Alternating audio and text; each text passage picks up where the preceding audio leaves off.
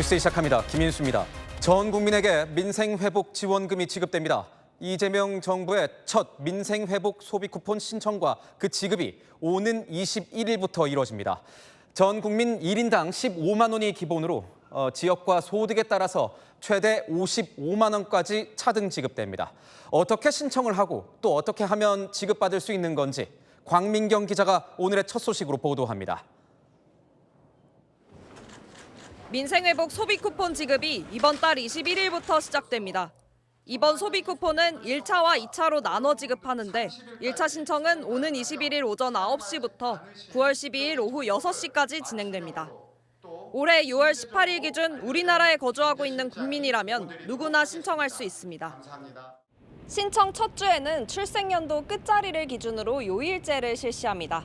예를 들어 1997년생인 저는 화요일에 신청할 수 있습니다. 성인은 개인별로, 미성년 자녀를 대신해선 세대주가 신청할 수 있습니다. 신용, 체크카드, 선불카드, 지역사랑 상품권 중 원하는 방식을 선택해 지급받을 수 있습니다. 1차 지급액은 주거 지역과 소득에 따라 15만 원에서 최대 45만 원까지입니다. 비수도권은 3만 원, 인구 감소 지역은 5만 원 더 받습니다. 2차 지급은 소득 자산 상위 국민 10%가 제외되는데 구체적인 기준은 9월에 발표됩니다. 서울 수도권에 사는 4인 가족은 2차 10만 원까지 모두 받는다면 인당 최소 25만 원씩 100만 원이 됩니다. 하루라도 빨리 집행이 돼서 현장에 우리 국민들의 삶에 좀 마중물이 될 수 있도록 최대한 신속하게 집행될 수 있도록 각 관련 부처에서 최선을 다해 주시기 바랍니다. 소비 쿠폰은 올해 11월 30일까지 사용할 수 있고 2차 신청은 9월 22일 시작됩니다. 채널A 뉴스 광민경입니다.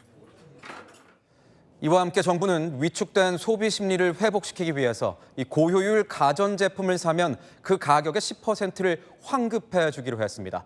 바로 어제 구매한 것부터 소급 적용되는데 어떻게 하면 환급받을 수 있는 건지 배정현 기자가 보도합니다. 서울의 한 대형 가전 매장. 매장 곳곳에 10% 환급이라는 안내문이 적혀 있습니다. 국가에서 10% 환급도 들어가고 있어요. 이 스티커가 붙어있는 1등급 환급 모델에는 다 가능하십니다. 정부가 발표한 추가 경정 예산에 포함된 내수 진작 정책의 하나로 에너지 효율이 높은 가전을 구입하면 값의 10%를 되돌려주는 겁니다. 이렇게 가전제품을 보시면 한쪽에 에너지 소비 효율이 표시되어 있는데요. 이 중 1등급인 제품들만 환급이 가능합니다. TV, 냉장고, 세탁기, 에어컨뿐 아니라 올해부터 에너지 효율 등급 관리가 들어간 식기세척기도 포함됩니다. 1등급 제품이 없는 유선 진공청소기는 2등급 제품이 적용됩니다. 기왕이면 기계가 성능이 문제가 없다면 에너지 효율 등급 높은 거 사고 1등급짜리 사고 돈을 그냥 돌려받는 게 낫겠다라고 생각할 것 같아요. 충분히 고려할 만한 것 같습니다. 신경을 좀 더 써서 에너지 효율이 좋은 제품들을 사게 되지 않을까. 당연히 경제적 이득도 있는 거고. 1인당 환급 한도는 30만 원으로 어제 날짜부터 소급 적용되고 환급 신청은 다음 달 시작됩니다. 이번 사업은 배정된 예산 약 2,700억 원이 소진될 때까지 지속되는데 정부는 6개월 안에 종료될 걸로 내다봤습니다. 채널A 뉴스 배정현입니다. 네, 소비 쿠폰 이 본격적인 여름 휴가 전에 지급하기 위해 신속히 진행하기로 했습니다. 얼마를 어떻게 받고 어디에 쓰는지가 궁금한데 자세한 내용은 정책사회부 김승희 기자와 이야기 나눠보도록 하겠습니다. 자, 김 기자, 먼저 내가 얼마를 받는지가 가장 궁금할 것 같습니다. 네, 전 국민이 1인당 최소 15만 원을 받을 수 있습니다. 다만 차상위 계층이나 한부모 가족인 경우 30만 원, 기초생활수급자인 경우 40만 원부터 시작하는데요. 이 기준에서 비수도권은 3만 원, 인구 감소 지역은 5만 원을 추가로 받습니다. 2차 지급은 소득 상위 10%를 제외한 국민들에게 일괄적으로 10만 원을 지급하는데요. 건강보험료를 기준으로 하되 고액 자산가를 제외할 수 있는 기준도 따로 마련해서 9월 중에 발표할 예정입니다. 그래도 헷갈리는 분들은 오는 14일부터 네이버 앱, 카카오톡 등을 통해 국민 비서 알림 서비스를 신청하시면 신청 시작 이틀 전인 19일에 내가 얼마를 받을 수 있는지 지급액 등을 미리 알 수 있습니다. 빨리 받아보고 싶으신 분들이 많을 텐데 어떻게 신청을 하는 겁니까? 네, 신청은 오는 21일 오전 9시부터 시작이 됩니다. 이 신청과 동시에 사용을 원하는 분들은 신분증을 지참해 주소지 관할에 읍면동 행정복지센터를 방문해 종이로 된 지역사랑 상품권 혹은 선불카드를 수령하면 됩니다. 이외에는 모두 신청 다음 날 지급이 되는데요. 신용카드와 체크카드의 경우 이용 중인 카드사 앱, 콜센터 혹은 은행을 방문을 해서 신청할 수 있습니다. 모바일 또는 카드형 지역사랑 상품권은 지자체 지역사랑 상품권 앱 또는 누리집에서 신청하면 됩니다. 이렇게 받으면 어디에서 쓸 수 있는 겁니까? 네, 이게 가장 궁금하시죠? 시민들에게 미리 한번 물어봤습니다. 아무래도 생필품, 식료품 이런 거요. 채소, 고기 같은 거. 병원비가 부담스러울 때가 있으니까 그때 소비 쿠폰이 있으면 사용하기 좋을 것 같습니다. 동네 상권 활성화를 위해서 식당을 위주로 많이 갈 것 같고요. 네, 이처럼 시장, 음식점, 병원, 학원 등 연매출 30억 원 이하인 소상공인 사업장에서 사용할 수 있습니다. 다만 본인 주소지 내에 시군에서만 쓸 수 있습니다. 서울에 산다면 서울시 내, 경기도 군포시에 산다면 군포시에서만 쓸 수 있는 거죠. 웬만한 곳에서 다 쓸 수 있는 거네요. 네, 그건 또 아닙니다. 앵커님께 제가 질문 하나 드려볼게요. 스타벅스 커피, 금반지, 전기 요금 같은 공과금 이 셋 중에 소비 쿠폰을 쓸 수 있는 게 뭐가 있을까요? 막상 보니까 잘 모르겠는데 설명해 주시죠. 뭔가요? 네, 정답은 세 가지 사례 모두 사용이 안 됩니다. 이 대기업 프랜차이즈나 편의점의 경우 직영점이 아닌 소상공인이 운영하는 가맹점에서만 쓸 수 있습니다. 스타벅스처럼 전 매장이 직영점인 경우 못 쓰는 겁니다. 이 금반지를 파는 귀금속 판매점에서의 소비, 아파트 관리비, 전기요금 같은 공과금은요, 지역 자영업자들의 매출을 늘린다는 취지에서 벗어나 제외됐습니다. 같은 이유로 백화점, 대형마트 등에서도 사용할 수 없습니다. 주의할 점도 있을까요? 네, 이게 가장 중요한 부분입니다. 정부에서 이번 소비 쿠폰과 관련해 URL이나 링크가 포함된 문자는 일절 발송하지 않을 예정입니다. 이런 문자가 왔다면 피싱일 수 있어서 절대 링크를 클릭하지 마시고 바로 지우셔야 합니다. 또 1차 지원금 신청 마감은 9월 12일 오후 6시까지라는 점 기억하셔야 하고요. 올해 11월 30일까지 쓰지 않은 지원금은 모두 소멸되니 그 전에 꼭 다 쓰셔야겠습니다. 네, 잘 들었습니다. 지금까지 아는 기자였습니다. 어제 통과된 추경 예산에는 개인의 빚을 탕감해주는 배드뱅크 몫으로 이 4천억 원이 담겼습니다. 도박이나 유흥업소, 주식 투자로 발생한 빚은 탕감 대상에서 제외되는데 이 도덕적 해이를 우려하는 목소리가 적지 않습니다. 먼저 임종민 기자입니다. 금융위원회가 이재명 대통령의 공약이었던 장기 연체 채권 소각 프로그램을 신설하기로 했습니다. 5천만 원 이하의 7년 이상 된 빚을 탕감해주는 건데 2차 추경 예산 4천억 원이 투입됩니다. 코로나19에 이어 오랜 경기 침체로 재기가 어려워진 취약계층의 부채를 해결해주겠다는 겁니다. 정부는 지속적으로 제기된 채무자 도덕적 해이 문제에 대해선 재산과 소득 등을 철저히 조사해 갚을 수 없는 빚에 대해서만 소각하겠다고 설명했습니다. 또 주식이나 도박, 유흥업으로 생긴 빚은 포함하지 않았습니다. 시민들 반응은 엇갈립니다. 이제 열심히 살아가면서 빚을 갚으시는 분들이 많이 계시는데 이제 한 번에 나라에서 다 갚아줘 버리면은 형평성에 조금 문제가 있지 않나. 불합리하게 사정이 다 있잖아요. 진짜 어떤 사기를 당했다든가 진짜 원래 잘 하시던 분인데 부득이하게 이제 그런 부분. 이번 채권 소각엔 외국인도 포함되는데 정당성과 필요성이 인정되는 경우에 한한다는 모호한 기준을 내놨습니다. 정부는 이와 별개로 소상공인과 자영업자의 대출 원금을 감면하는 채무조정 사업에도 7천억 원을 추가 투입할 계획입니다. 채널A 뉴스 임종민입니다. 보신 것처럼 이런 빚 탕감을 놓고 형평성 논란이 일고 있습니다. 이재명 대통령은 못 갚는 빚은 정리해 주는 게 맞다면서 오히려 끝까지 받아내려는 게 부당 이득이라고 한 반면 국민의힘은 열심히 벌어서 빚을 갚은 사람만 바보를 만드는 정책이라고 이 쓴소리를 이어갔습니다. 백승현 기자의 보도입니다. 어제 대전을 찾아 두 번째 타운홀 미팅에 나선 이재명 대통령.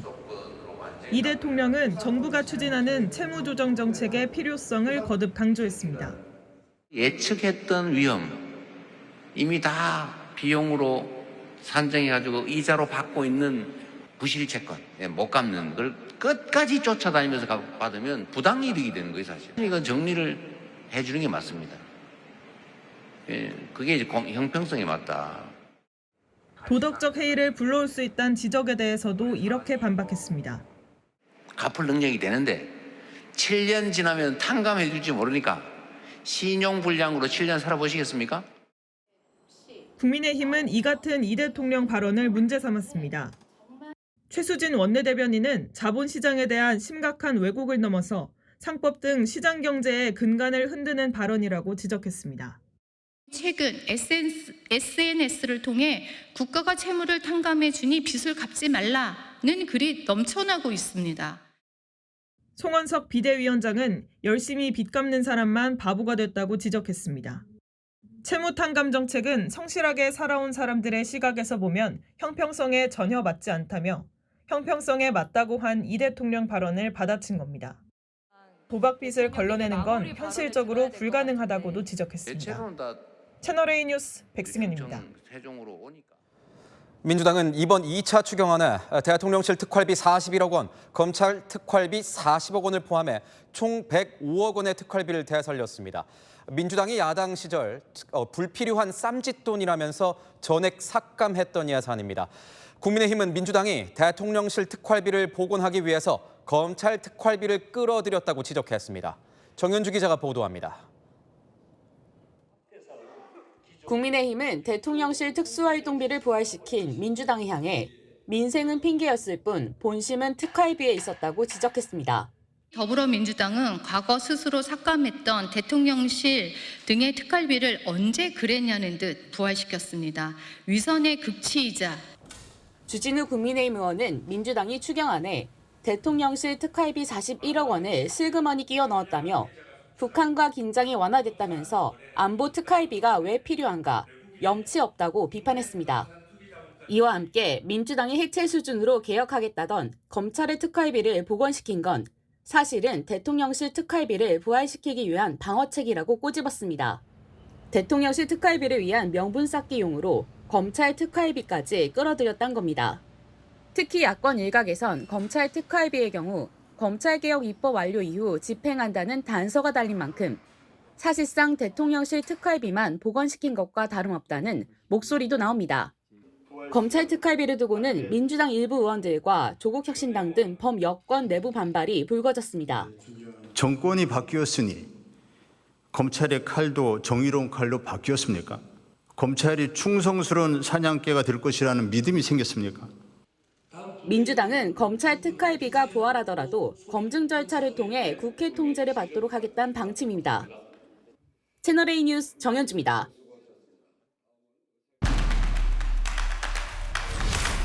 네, 아는 기자 정치부 홍지은 기자와 조금 더 짚어보도록 하겠습니다. 자, 홍 기자, 빚 탕감 정책을 놓고 야권의 반발이 거센 것 같습니다.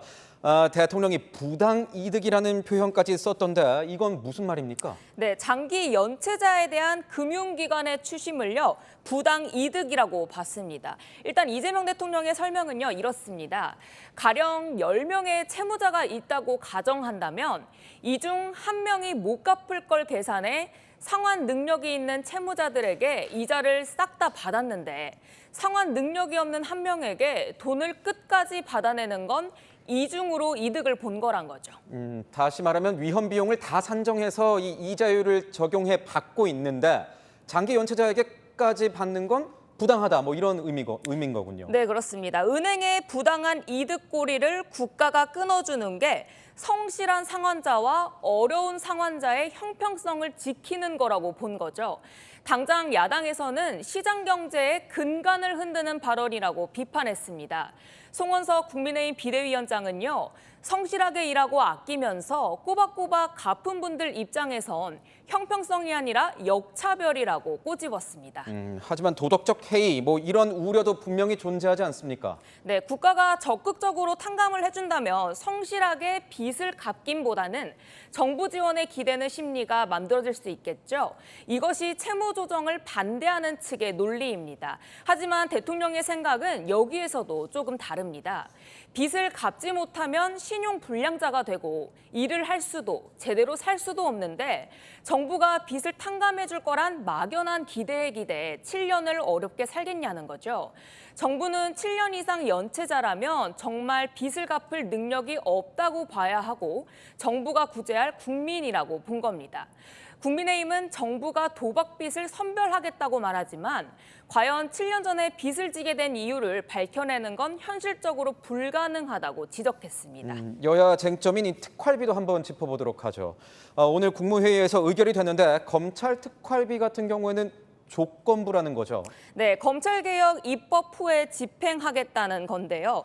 여당에선 검찰 해체 수준으로 개혁을 추진하는 상황이죠. 검찰 특활비 부활이 적절치 않다는 비판이 일면서 단서 조항을 달고 집행 시기를 늦춘 겁니다. 이 집행 시기, 추석 이후가 되는 겁니까? 네, 이재명 대통령은 최근 기자회견에서 추석 전 검찰개혁 얼개가 만들어질 수 있다고 말했습니다. 당권 주자들도 당대표만 되면 바로 임시국회에서 처리하겠다고 공언하고 있고요. 일각에선 법안 통과를 고려하면 현장에서 이 예산을 쓸 수 있는 시기는 석 달뿐이란 얘기가 나옵니다. 이 때문에 국민의힘은 검찰 특활비 부활은 대통령실 특활비 부활을 위한 생색내기용 아니냐 이런 말이 나오는 거죠. 대통령실은 이에 대해서 뭐라고 합니까? 네, 오늘 대통령실 브리핑에서는요. 기자들이 묻지도 않았는데 예상 질문에 대한 답변이라며 이렇게 입장을 내놓았습니다. 전 정부에서 삭감한 건 제대로 증빙하지 않았기 때문이란 겁니다. 이재명 정부에선 투명한 사용을 전제로 특활비를 사용하겠다 이렇게 강조한 거죠. 다만 과거 야당인 시절 특활비를 비판하며 일방적으로 삭감했던 과오가 있다 보니 면구스러워하는 분위기도 분명히 있는 것도 사실입니다. 네, 잘 들었습니다. 지금까지 아는 기자였습니다. 김문수 전 국민의힘 대선 후보가 차기 당대표 도전을 시사했습니다. 한 포럼에 참석한 김 전 후보는 내가 나서서 이재명 대통령과 싸우겠다면서 이 출마 의지를 드러냈습니다. 남영주 기자의 단독 보도입니다. 국민의힘이 이르면 다음 달 중순 전당대회를 개최하는 가운데 유력한 후보로 꼽히는 김문수 전 대선 후보가 전당대회 출마를 시사하는 발언을 한 것으로 확인됐습니다. 김 전 후보는 한 포럼의 강연자로 나서 이재명 대통령에 맞서 내가 싸우겠다, 법치주의가 무너지는 걸 내가 막겠다며 자신의 역할을 여러 차례 강조한 것으로 확인됐습니다. 개헌한다고 하면 다 반대해요. 웃을 게 아니에요. 우리가 개헌해서 이렇게 되지 나도 잘못한 게 뭐 있어요. 공개석상에서 야당답게 싸워야 한다며 야당의 역할을 강조한 적은 있지만 자신의 역할을 말한 건 처음입니다. 이 발언에 대해 김 전 후보 측은 전당대회 출마 결심이 어느 정도 굳어진 것으로 봐야 하지 않겠냐며 출마 선언 예고편으로 봐달라고 말했습니다. 김 전 후보는 이날 공천평가 등 당 개혁 방안도 언급했습니다.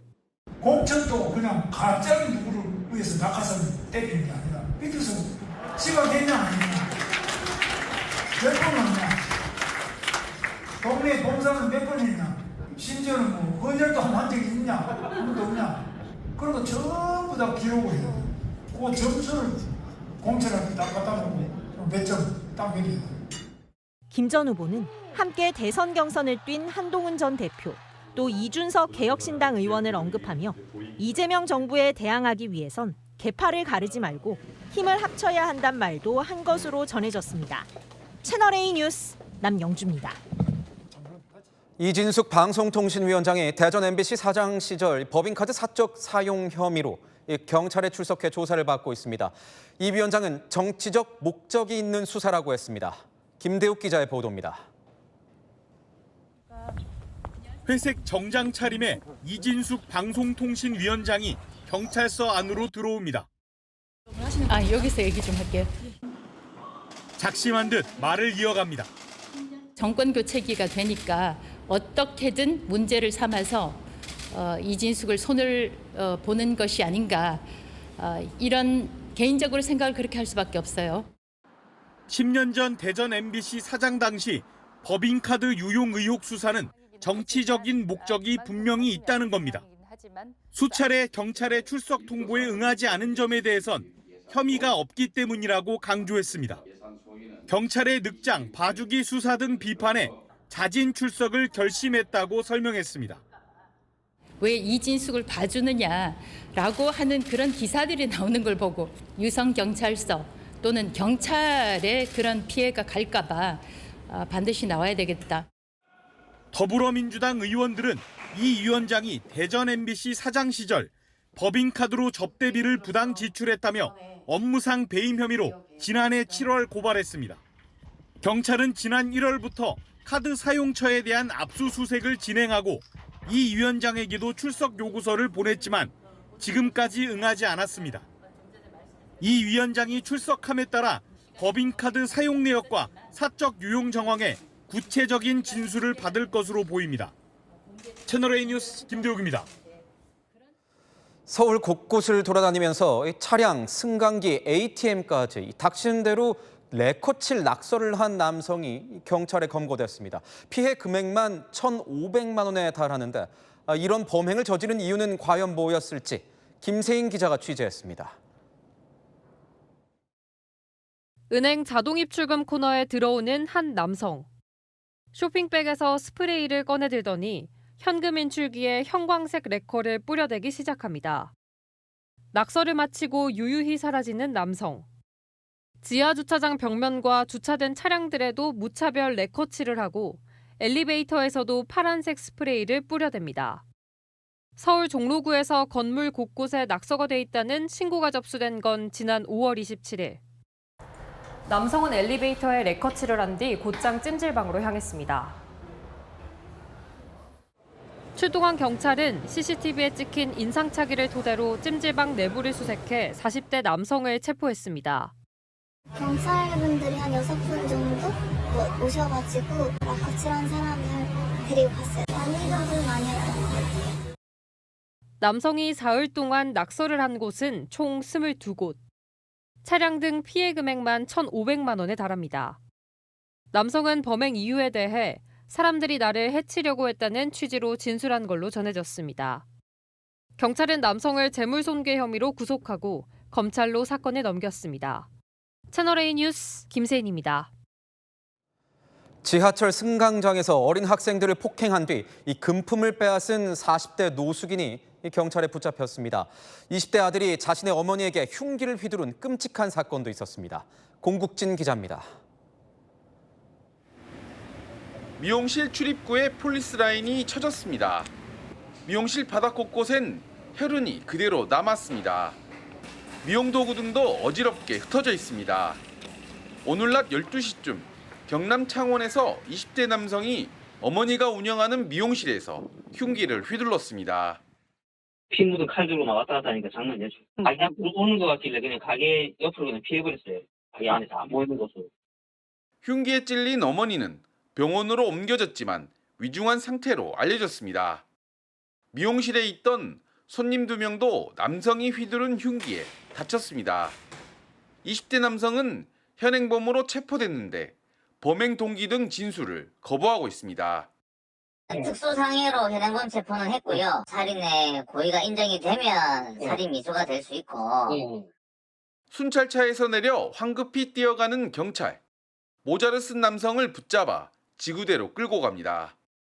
이 남성은 종로 3가역 승강장에서 10대 청소년의 휴대전화를 빼앗고 폭행한 혐의를 받고 있습니다.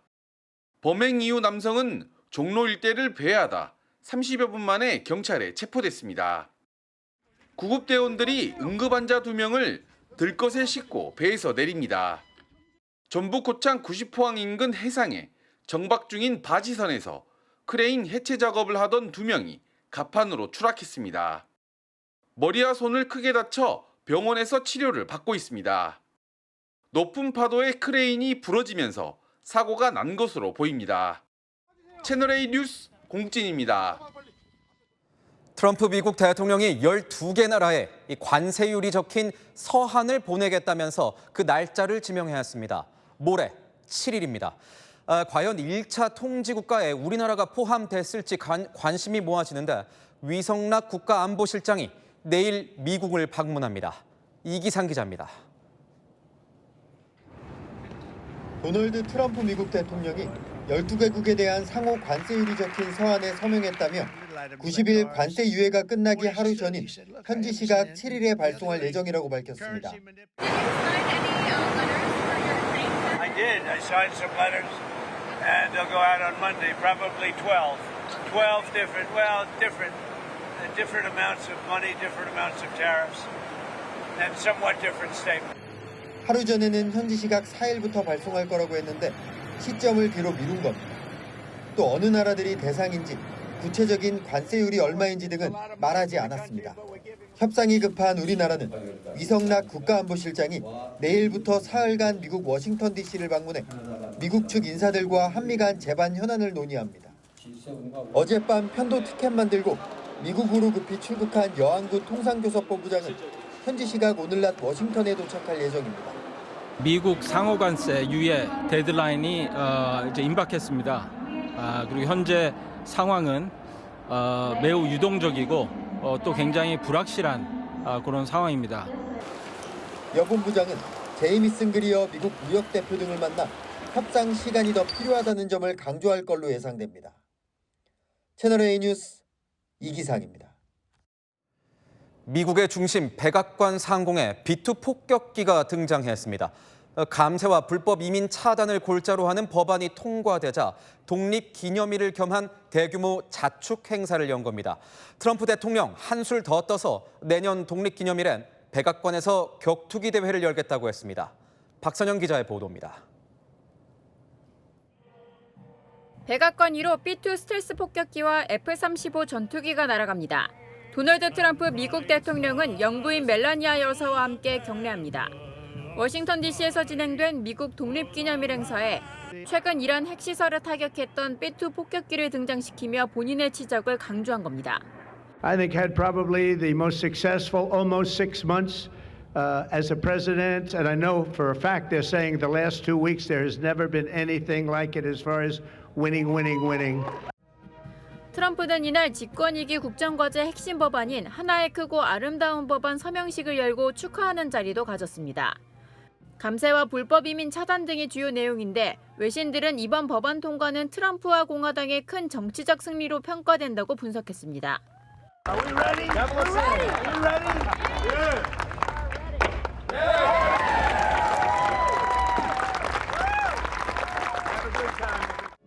이번 미국 독립기념일 행사는 전반적으로 트럼프의 정치적 승리를 자축하는 일정으로 꾸며졌습니다. 트럼프는 이날 저녁엔 성대한 불꽃놀이를 보며 멜라니아 여사의 볼에 입을 맞추기도 했습니다. 한편 트럼프는 전날 전야제에서 내년 250주년 독립기념일에는 백악관에서 종합격투기 UFC 경기를 열겠다고 밝히기도 했습니다. We're going to have a UFC fight. Think of this on the grounds of the White House. We have a lot of land. We're going to have a UFC fight, championship fight, full fight, like 25,000 people. 이 경기는 트럼프의 오랜 지지자인 데이나 화이트 UFC 회장이 주관할 예정입니다. 채널A 뉴스 박선영입니다. 로마 도심 한복판에서 대형 불기둥이 솟아올랐습니다. 가스 누출 사고로 폭발 사고가 발생해 수십 명의 부상자가 발생했고 일대는 초토화됐습니다. 김유빈 기자입니다. 도심 한복판에서 폭발과 함께 화염이 치솟습니다. 이탈리아 로마의 한 주유소에서 LPG 운반 중 가스가 새 대형 폭발 사고가 발생했습니다. 부상자는 최소 45명, 이 중 2명은 중태에 빠졌습니다. Era ustionato su gran parte del corpo. Era reattivo, Era vigile ma sofferente, insomma. 부상자 절반은 사고 수습 중 연쇄 폭발의 피해를 입은 경찰과 소방관인 것으로 드러났습니다. Siamo stati attivati per un incendio. Quando siamo arrivati sul posto ci siamo resi conto che la situazione era ben più grave. 주택, 차량, 도로가 전부 물에 잠겨 있습니다. 전신주에 매달려 구조를 기다리는 주민도 눈에 띕니다. 현지 시각 어제 미국 텍사스 내륙 지역에 300mm에 가까운 폭우가 쏟아졌습니다. 과달루페 강의 수위는 이번 폭우로 45분 만에 8m 가까이 높아졌습니다. 현재까지 최소 24명이 사망했습니다. 여름 캠프에 참가한 어린이 20여 명을 포함해 실종자도 수십 명에 달합니다. You know, there's still several people unaccounted for right now at this point, but we're working really hard and we're going to continue. This is probably going to be a couple of day process. 텍사스주는 구조 작업이 진행 중인 만큼 사망자 수는 더 늘어날 것으로 예상했습니다. 채널A 뉴스 김유빈입니다. 일본 열도가 긴장감 속에 오늘 하루를 보냈습니다. 7월 5일, 바로 오늘. 이른바 대지진 예언의 날을 맞아 큰 재앙은 없었지만 규모 5.4의 강진이 발생했습니다. 일본 기상청은 낭설이라는 입장을 거듭 강조했지만 미리 몸을 피한 이들도 있습니다. 도쿄에서 송찬욱 특파원이 전합니다. 오늘 새벽 4시 18분, 아직 해가 뜨기 전 일본 도쿄의 모습입니다. 대지진설이 퍼진 시각인데 실제 지진은 없었습니다. 2011년 동일본 대지진을 예언한 걸로 알려진 한 작가는 올해 7월 일본에 대지진이 발생할 수 있다는 꿈을 꿨다고 자신의 책에 썼습니다. 여기에 꿈을 꾼 시각인 7월 5일 오전 4시 18분이 지진 발생 시각이라는 소문이 일본 사회에 퍼졌습니다. 혹시 모를 불안감에 새벽 시간임에도 지진 관측 온라인 방송엔 20만 명이 몰려들기도 했습니다. 불안해서 잠을 못 자겠다, 안심이다 등의 반응이 나왔습니다. 해당 시각이 지나가자 일단 안심이라는 반응이 나옵니다. 어차피 이미 예매한 거라서 왔어요. 친구들이 일본 간다고 하니까 다 조심하라고 해가지고 心配しても起こっちゃうものは起こっちゃうので、起こった時にそうですね、すぐ対処できるようなことをしておけばいいのかなと思います。 하지만 오늘 오전 6시 반쯤 도카라 열도에선 규모 5.4 강진이 실제로 발생하기도 했습니다. 지난달 21일부터 보름 동안 1,300번 넘게 지진이 이어지자 이르면 내일 20여 명의 주민이 추가로 대피할 예정입니다. 다만 일본 기상청은 오늘 발생한 지진과 대지진설은 무관하다고 일축했습니다. 全くの偶然です。多い時では1日10回以上どっかで震度1以上の地震が日本で発生するということです。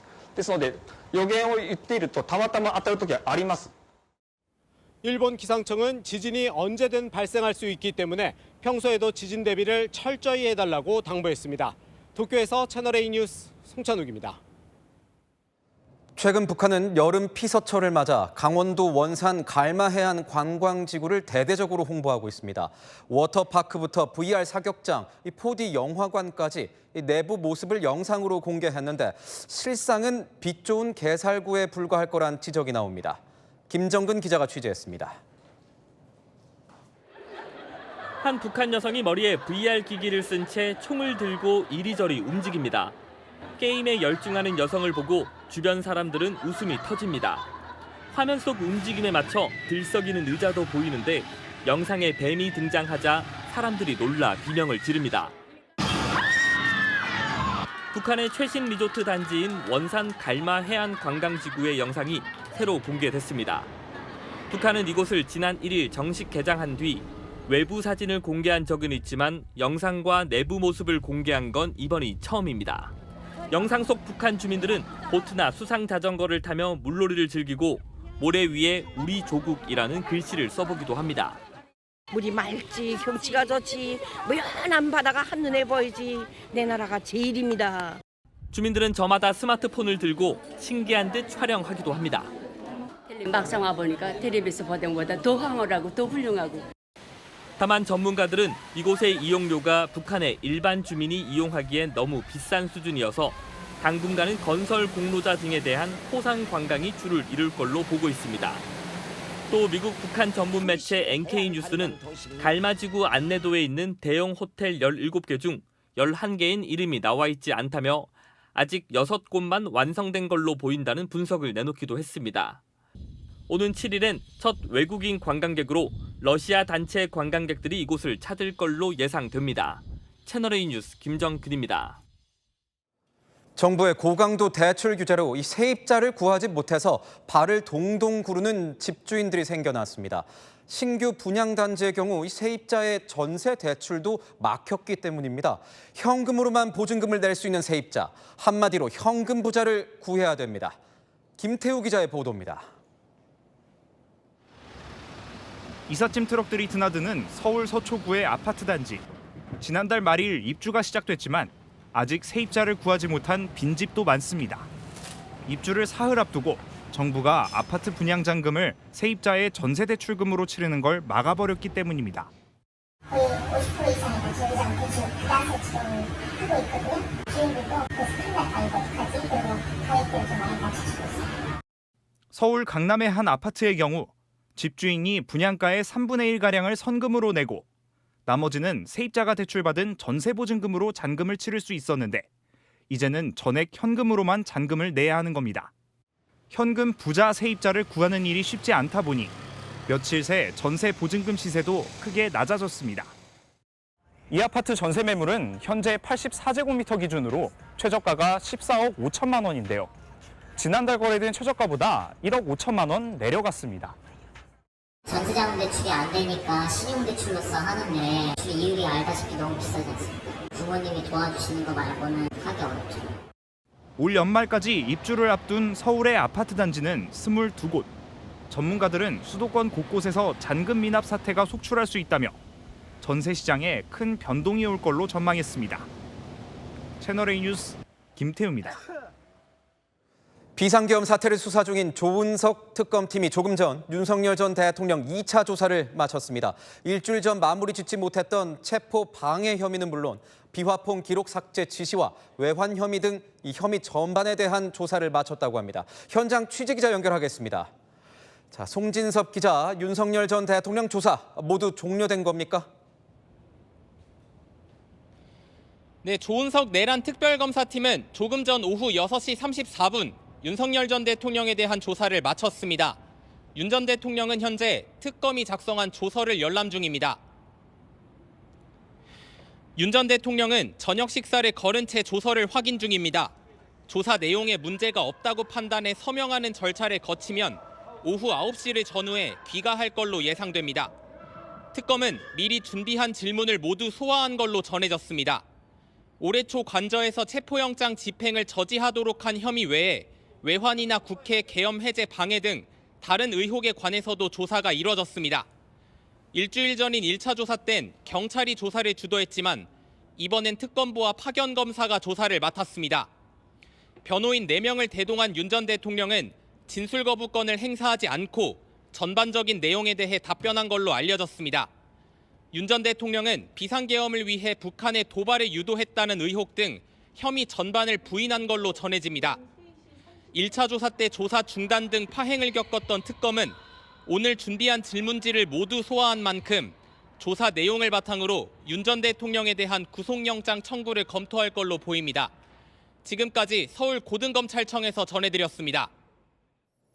네, 여랑여랑 정치부 남영주 기자와 함께하겠습니다. 첫 번째 주제 보겠습니다. 빨리 합시다. 어제 지연됐던 이 본회의 상황을 얘기하는 것 같습니다. 네, 어제 추경안 처리를 위해 본회의가 열렸는데요. 당초 예정 시간을 훌쩍 넘겨 개최됐습니다. 본회의 개의는 원래 14시였습니다만 예결위 전체 회의가 늦어졌고 본회의는 4시로 공지되었다가 다시 5시 30분으로 연기되었습니다. 지금은 8시 40분입니다. 본회의를 개의했지만 다른 정당들이 돌아올 때까지 기다리도록.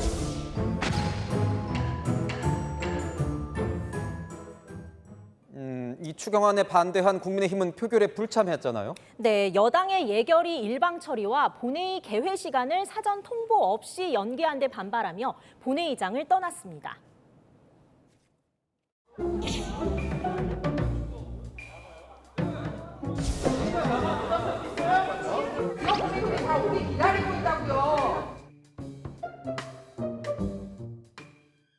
지연된 본회의에 여당 의원들도 힘들었을 것 같은데요. 네, 맞습니다. 개의는 했지만요. 우원식 의장이 퇴장한 국민의힘 의원들을 기다렸는데요. 여당 의원들의 표정에도 지침 기색이 역력했습니다.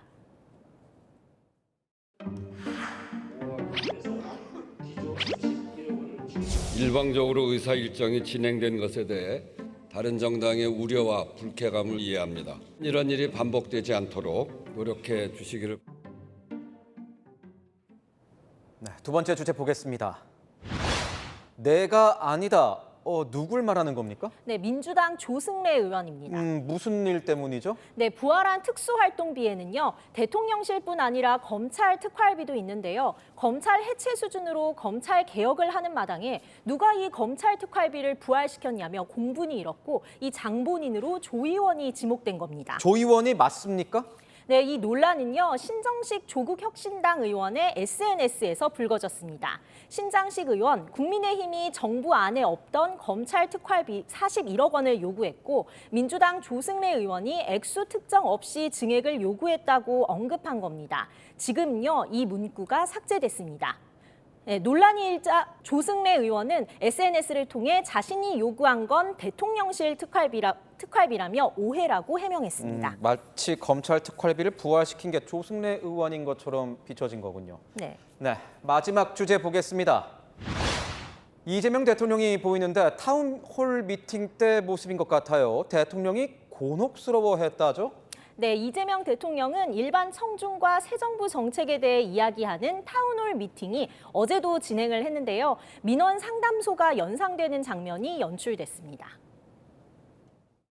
AI 기술 도입이 저희 상담사들의 일자리를 빼앗고 있습니다. 저희 일자리를 잃지 않도록 개별적 사안들 얘기하면 민원 상담 창구가 돼서 투지 앞에서 지금 매일매일 집회를 하고 있습니다. 폐기물 시설에 대해서 그 어떤 평가도 없이 밀어붙이고 있습니다. 내가 그 행정 담당자도 아니어서 메모에 낚여주면 상황 체크는 한번 해볼게요. 평소 대통령을 만날 일이 없다 보니 이런 민원들이 이어진 거군요. 그렇습니다. 아무래도 대통령을 만날 기회는 흔치 않으니까요. 부당 해고 사연부터 채무 문제 해결까지 다양한 고충이 쏟아졌습니다. 이 대통령은 받아 적고 답변하는 모습이긴 했는데 대통령이어도 개별 민원은 처리할 권한이 없다며 난감해했습니다. 어디 구청의 민원 문제, 제가 거기에 대해서 직접적으로 뭘 하면 저를 직권남용이라고 우리 검찰이 잡아갈지도 몰라요. 이례적인 형식의 토론회이다 보니 자유로운 대화도 이어졌지만요. 반면에 원활하지 않은 모습도 보였습니다. 네, 지금까지 여랑야랑이었습니다. 야외로 나서는 순간 외출 의지가 사라지는 무더위입니다. 여전한 폭염특보 속에 오늘 포항은 37.7도로 가장 더웠고 강원 삼척은 37.4도까지 치솟았는데요. 내일도 아침에는 열대야가, 한낮에는 폭염이 이어집니다. 특히 충청 이남을 중심으로 35도를 웃도니까요. 온열 질환 신경 쓰셔야겠습니다. 더위를 비가 몰아주면 좋으련만 내일 오전까지 서울을 제외한 중북부에 약한 이슬비만 지납니다. 그 밖에 중부는 종일 흐리고 남부는 구름만 많겠습니다.